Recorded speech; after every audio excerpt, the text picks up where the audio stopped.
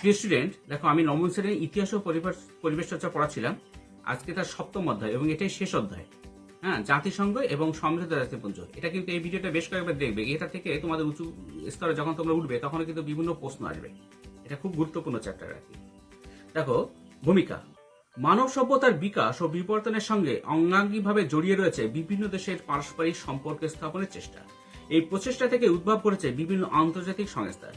বিশ্ব শান্তি প্রতিষ্ঠার লক্ষ্যে আন্তর্জাতিক সংগঠন প্রতিষ্ঠার কথা চিন্তা করেন চতুর্দশ শতকের পিয়ের ডুবয়, দাঁতে সপ্তদশ শতকের হুগো গ্রটিয়াস প্রমুখ। ফ্রান্সের রাজা চতুর্থ হেনরির মন্ত্রী ম্যালে প্রথম ইউরোপ মহাদেশকে 15টি ভাগে ভাগ করে সেগুলিকে একটি কমনওয়েলথের অধীনে আনার প্রস্তাব রাখেন।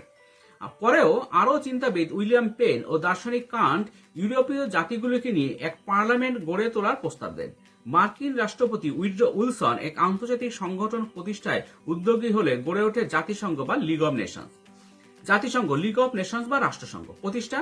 প্রথম বিশ্বযুদ্ধ চলাকালীন মার্কিন রাষ্ট্রপতি উইড্রো উইলসন মার্কিন সিনেটে এক বক্তৃতায় বিশ্ব সংঘ গঠনের প্রস্তাব তোলেন 1918 খ্রিস্টাব্দে। পরে উইলসন তার বিখ্যাত 14 দফা শর্ত ঘোষণা করেন। প্যারিস শান্তি সম্মেলনে উইলসনের সভাপতিত্বে 19টি দেশের প্রতিনিধিবর্গ নিয়ে সমিতি গঠিত হয়। এই সমিতিকে লীগের গঠনতন্ত্র রচনার দায়িত্ব দেওয়া হয়। এই সমিতি লিগ কভেনান্ট নামে এক খসড়া সংবিধান রচনা করে। প্যারিস শান্তি সম্মেলনে এই খসড়া সংবিধানটি অনুমোদিত হয়। সংশোধনের পর ভার্সাই সন্ধির প্রথম খণ্ডে এটি গৃহীত হয় 28 জুন 1919 খ্রিস্টাব্দ। আত্মপ্রকাশ করে জাতিসংঘ বা লিগ অব নেশনস। প্রথম বিশ্বযুদ্ধের ধ্বংসাত্মক রূপ দেখে বিশ্বের বৃহৎ শক্তিধর রাষ্ট্রনায়কগণ চিন্তিত হয়ে পড়েন। তারা মিলিতভাবে এক আন্তর্জাতিক প্রতিষ্ঠান গঠনের চিন্তা শুরু করেন। ইংল্যান্ড, জার্মানি, মার্কিন যুক্তরাষ্ট্র, ফ্রান্সের চিন্তাবিদগণ আন্তর্জাতিক শান্তি সংগঠন প্রতিষ্ঠার সপক্ষে প্রচেষ্টা চালান।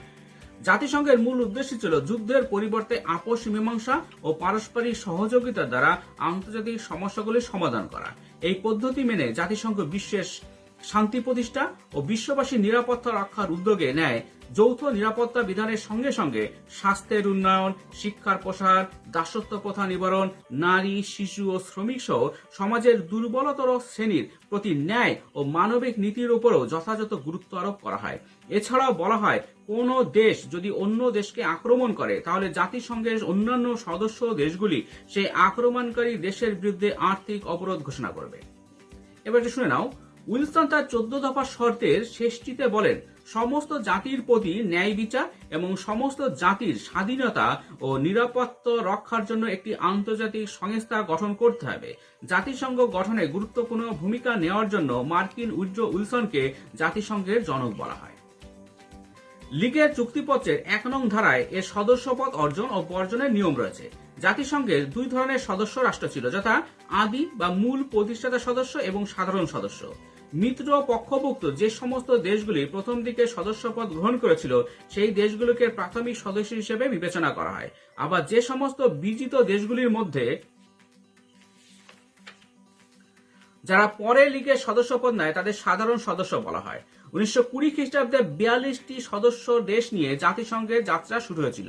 পরে জার্মানি এর সদস্যপদ গ্রহণ করার সময় জাতিসংঘের সদস্য বেড়ে দাঁড়ায় 55। গঠনতন্ত্র। জাতিসংঘ বা লিগ অব নেশনসের মুখ্য 5টি এবং এই 5টি অঙ্গ হল যথাক্রমে সাধারণ সভা, লিগ কাউন্সিল বা পরিষদ, সচিবালয়, স্থায়ী আন্তর্জাতিক বিচারালয় এবং আন্তর্জাতিক শ্রম সংস্থা। এই 5টি মুখ্য অঙ্গ।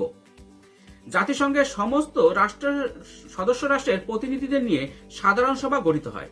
প্রতিটি সদস্য রাষ্ট্র 3 জন করে প্রতিনিধি পাঠানোর অধিকারী, কিন্তু প্রতিটি রাষ্ট্রের ভোট সংখ্যা 1টি। জেনেভাতে বছরে একবার এই সভার অধিবেশন বসত।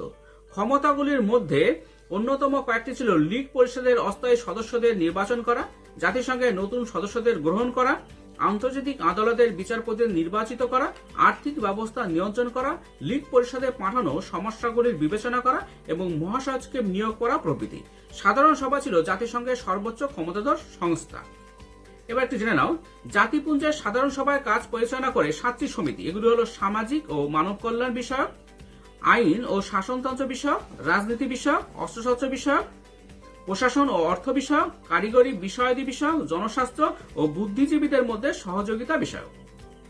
লীগের চুক্তিপত্রের 4 নং ধারা অনুযায়ী ইংল্যান্ড, মার্কিন যুক্তরাষ্ট্র, ফ্রান্স, ইটালি, জাপান স্থায়ী প্রতিনিধি হিসেবে এবং অন্যান্য সদস্য রাষ্ট্রগুলির মধ্যে থেকে 4টি দেশের প্রতিনিধিদের নিয়ে কাউন্সিল বা পরিষদ গঠিত হবে। কিন্তু জাতিসংঘ গঠনের মূল উদ্যোক্তা হলো আমেরিকা লীগের সদস্যপদ নেয়নি। তাই লীগের 4টি স্থায়ী সদস্য দেশ ছিল ইংল্যান্ড, ফ্রান্স, ইটালি ও জাপান।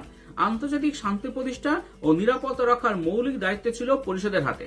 তাই বিশ্ব শান্তি সম্পর্কিত যে কোনো বিষয় নিয়েই পরিষদ বিবেচনা করতে পারত। এবার দেখো, প্রথম বিশ্বযুদ্ধের শেষে জার্মানি ও তুরস্কের অধীনস্থ রাজ্যগুলি মিত্রশক্তি জাতিসংঘের তত্ত্বাবধানে রাখে। জাতিসংঘ কয়েকটি দেশকে বিশেষ শর্ত মেনে এই সমস্ত রাজ্যগুলির শাসনের অধিকার দেয়। শাসনকারী দেশগুলি ম্যান্ডেটরি দেশ এবং শাসনাধীন অঞ্চলগুলি ম্যান্ডেট নামে পরিচিত পায়। সুইজারল্যান্ডের জেনিভায় লীগের প্রধান কার্যালয়ে অবস্থিত ছিল সচিবালয়। এই সচিবালয় একজন মহাসচিব এবং প্রয়োজনীয় সংখ্যক সচিব ও কর্মচারী নিয়ে গঠিত। মহাসচিবের কার্যকাল 10 বছর। সচিবালয়ের গুরুত্বপূর্ণ বিভাগ ছিল রাজনৈতিক, সংবাদ আদান প্রদান, আইন সংক্রান্ত বিষয়, অর্থনৈতিক বিষয়, যাতায়াত, প্রশাসন এবং সংখ্যালঘু সমস্যা, ম্যান্ডেট নিরস্ত্রীকরণ, স্বাস্থ্য, সামাজিক সমস্যা এবং আন্তর্জাতিক সংস্থা। লীগের যাবতীয় প্রশাসনিক কাজ পরিচালনা করত সচিবালয়। এছাড়াও সচিবালয়কে নথিপত্র সংরক্ষণ করা, নানা বিষয়ের উপর অনুসন্ধান চালানো, প্রচার বিভাগের দায়িত্ব সামলানো, লীগের সমস্ত বিভাগের সঙ্গে যোগাযোগ রক্ষা করা, বাৎসরিক প্রতিবেদন প্রস্তুত প্রভৃতি কাজ করতে হতো। জাতিসংঘের প্রথম মহাসচিব ছিলেন এরিক ড্রামন্ড, দ্বিতীয় মহাসচিব ছিলেন জোসেফ এভেনল। জাতিসংঘের চুক্তিপত্রে 14 নং ধারায় পরিষদের উপর এক স্থায়ী আন্তর্জাতিক আদালত গঠনের দায়িত্ব দেওয়া হয়। বলা হয় 10 সদস্য বিশিষ্ট পরিষদ এই আদালতের পরিচালনা গ্রহণ করবে এবং তার রূপায়ণ ঘটাবে। 15 জন বিচারপতির সমন্বয়ে এটিকে গড়ে তোলা হয় 1929 খ্রিস্টাব্দে। একাধিক আন্তর্জাতিক বিবাদের মীমাংসার দায়িত্ব পালন করে স্থায়ী আন্তর্জাতিক বিচারালয়। এই আদালত আন্তর্জাতিক আইন, চুক্তি এবং বিভিন্ন প্রশ্নের ব্যাখ্যা দেয়। সভা ও পরিষদের অনুরোধ মেনে যে কোনো বিষয় বা বিরোধের মীমাংসার পরামর্শ দেয়, জাতিসংঘের সদস্যদের বিরোধ মেটায়। তবে দ্বিতীয় বিশ্বযুদ্ধ শুরু হলে এই আদালতের অস্তিত্ব মূল্যহীন হয়ে পড়ে। চুক্তিপত্রে 24 নং ধারায় অনুযায়ী লীগের সদস্য রাষ্ট্রগুলি নাগরিকদের সাহায্যের জন্য গঠিত হবে আন্তর্জাতিক শ্রম সংস্থা। আন্তর্জাতিক শ্রম সংস্থার প্রধান কাজ ছিল শ্রম আইন সম্পর্কিত বিভিন্ন তথ্য জোগাড় ও সেগুলি প্রকাশ করা। দ্বিতীয় বিশ্বযুদ্ধের পর এই আন্তর্জাতিক শ্রম সংস্থাটি সম্মিলিত জাতিপুঞ্জের বা রাষ্ট্রসংঘের এক অবিচ্ছেদ্য অঙ্গ হিসেবে স্বীকৃত পায়।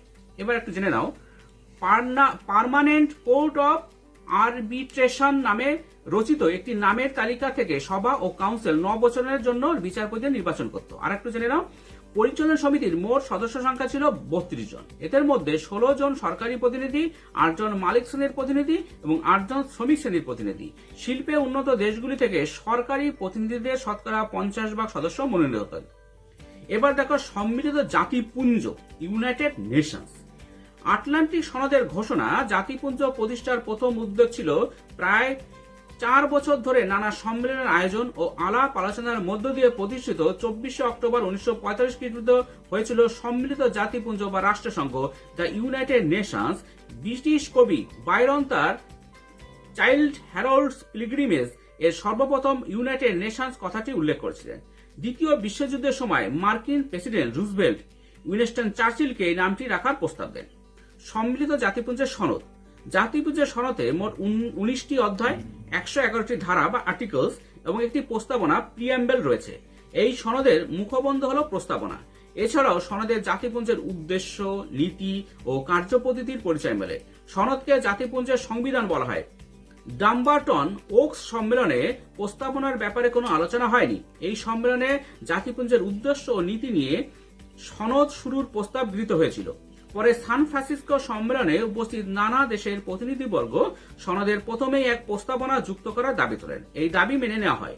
সান ফ্রান্সিসকো সম্মেলনে 85 দেশ মিলিত হয়ে এই সনদের খসড়া তৈরি করে। প্রস্তাবনার মধ্য দিয়ে জাতিপুঞ্জের সনদের বিষয়বস্তুর সংক্ষিপ্ত আভাস মেলে। সনদের প্রস্তাবনা শুরু হয়েছে মার্কিন সংবিধানের প্রস্তাবনার অনুসরণে। প্রস্তাবনা শুরুতে যুক্ত হয়েছে আমরা সম্মিলিত জাতিপুঞ্জের জনগণ শব্দগুলি, অর্থাৎ জাতিপুঞ্জের উৎস ও আইনগত ভিত্তি হল জনগণ। জাতিপুঞ্জের সনদের প্রথম ধারায় 4টি অনুচ্ছেদ এবং 4টি মৌলিক উদ্দেশ্য বর্ণিত আছে। 4টি মৌলিক উদ্দেশ্য হলো জাতিপুঞ্জ সনদের 1 নং ধারায় বলা আছে যে জাতিপুঞ্জ আন্তর্জাতিক শান্তি ও নিরাপত্তা রক্ষার জন্য চেষ্টা করবে এবং কোনো আক্রমণের সম্ভাবনা ও শান্তিভঙ্গের আশঙ্কা রোধের জন্য চেষ্টা চালাবে। 2 নং ধারা অনুযায়ী জাতিপুঞ্জ বিভিন্ন জাতির সমানাধিকার ও বিশ্বের শান্তি সুনিশ্চিত করার লক্ষ্যে সমস্ত জাতির আত্মনিয়ন্ত্রণ অধিকারকে মর্যাদা দেবে। সনদের 3 নং ধারা অনুযায়ী জাতিপুঞ্জ বিশ্বের অর্থনৈতিক, সামাজিক, সাংস্কৃতিক ও মানবিক সমস্যাগুলির সমাধানের লক্ষ্যে কাজ করে যাবে। সনদের 4 নং ধারা অনুযায়ী প্রথম 3টি উদ্দেশ্য সাধনের জন্য জাতিপুঞ্জ বিভিন্ন দেশের কাজের মধ্যে সমন্বয় সাধন করবে। অন্যান্য উদ্দেশ্যগুলির মধ্যে উল্লেখযোগ্য হল মানুষের জীবনযাত্রার মানোন্নয়ন, সম্পূর্ণ কর্মসংস্থান, আর্থিক ও সামাজিক অগ্রগতি, মানবাধিকার ও মৌলিক স্বাধীনতাগুলির প্রতি সম্মান প্রদর্শন ইত্যাদি। এবং মৌলিক নীতিসমূহ কি ছিল? সাম্যনীতির ওপর সার্বভৌমত্ব প্রতিষ্ঠা, সনত ঘোষিত দায়িত্ব পালন, শান্তিপূর্ণ পদ্ধতিতে বিবাদের মীমাংসা, সংযম রক্ষা করা, সাহায্যের অঙ্গীকার, বিশ্ব শান্তি রক্ষা, রাষ্ট্রের অভ্যন্তরীণ বিষয়ে হস্তক্ষেপ না করা।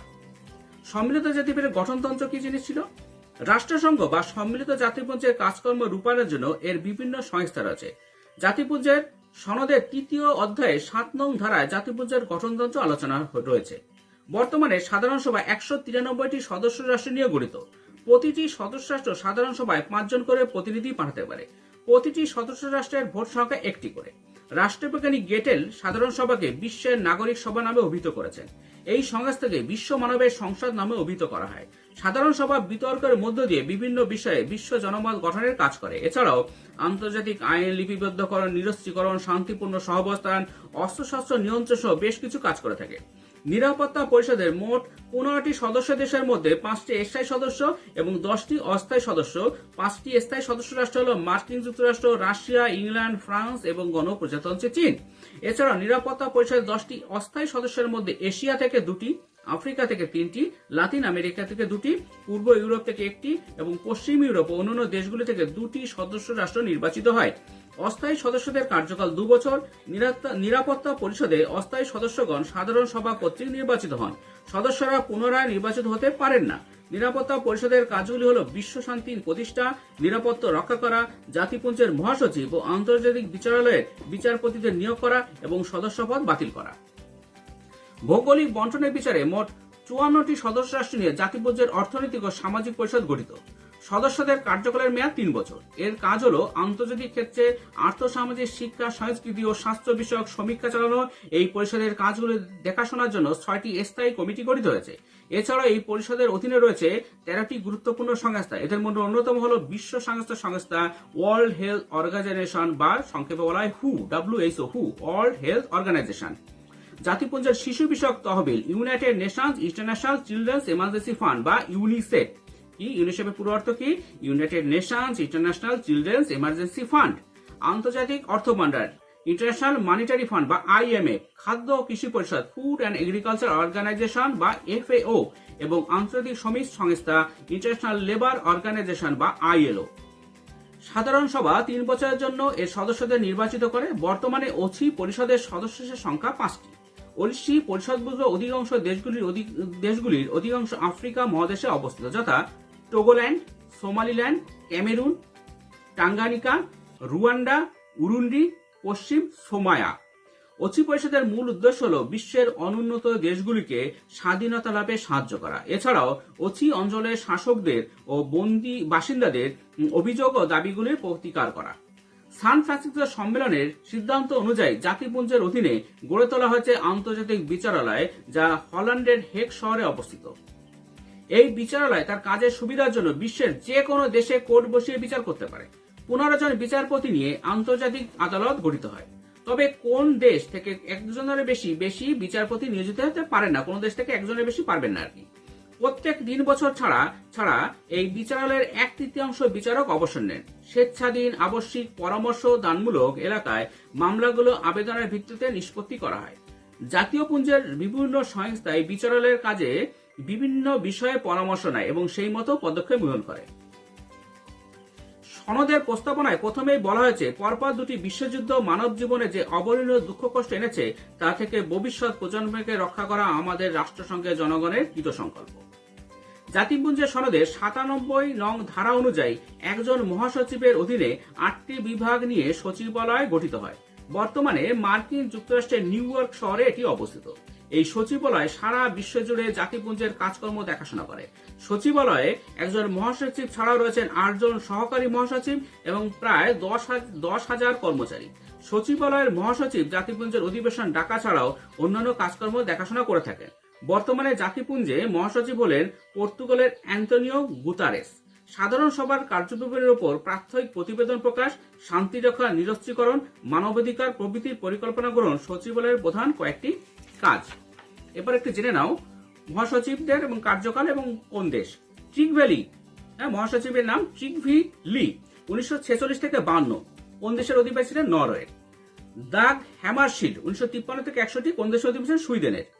উ থান্ট, 1961 থেকে 71, ব্রহ্মদেশের ছিলেন। ডক্টর কুট ওয়ার্ল্ডহেইম, 1971 থেকে 81, অস্ট্রেলিয়ার দেশের লোক ছিল, অস্ট্রেলিয়া। হ্যাবিয়ার পেরেজ দা কুয়েলার, 1981 থেকে 91, পেরুর অধিবাসী ছিলেন। বুট্রোস গালি, 1992 থেকে 96, মিশরের লোক ছিলেন। কফি আন্নান, 1947 থেকে 2004, ঘানার লোক ছিলেন।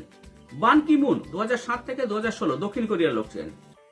অ্যান্তোনিও গুতারেস, এটা 2017 থেকে বর্তমানে এখনো আছেন, ইনি পর্তুগালের অধিবাসী। এবার কয়েকটা সময় সঙ্গে একটু জেনে নাও। 1814 খ্রিস্টাব্দ সেপ্টেম্বর থেকে 1815 খ্রিস্টাব্দ জুন পর্যন্ত ভিয়েনা কংগ্রেস। 1878 খ্রিস্টাব্দ থেকে 13 জুন থেকে 13 জুলাই বার্লিন কংগ্রেস। 1918 খ্রিস্টাব্দ 8 জানুয়ারি থেকে উইড্রো উইলসনের 14 দফার শর্তের ঘোষণা। 1919 খ্রিস্টাব্দে 28 জুন ভার্সাই চুক্তি। 1922 খ্রিস্টাব্দে হল্যান্ডের হেগ শহরে স্থায়ী আন্তর্জাতিক আদালত গঠন। 1934 খ্রিস্টাব্দে জাতিসংঘ থেকে সোভিয়েত ইউনিয়নের সদস্যপদ ত্যাগ। 1941 খ্রিস্টাব্দে 12 জুন মিত্র শক্তি জোট কর্তৃক বিশ্বের শান্তি ও নিরাপত্তা প্রতিষ্ঠার কথা ঘোষণা এবং 14 আগস্ট আটলান্টিক সনদ ঘোষণা। 1945 খ্রিস্টাব্দে 24 অক্টোবর সম্মিলিত জাতিপুঞ্জের প্রতিষ্ঠা রাষ্ট্রসংঘ দিবস।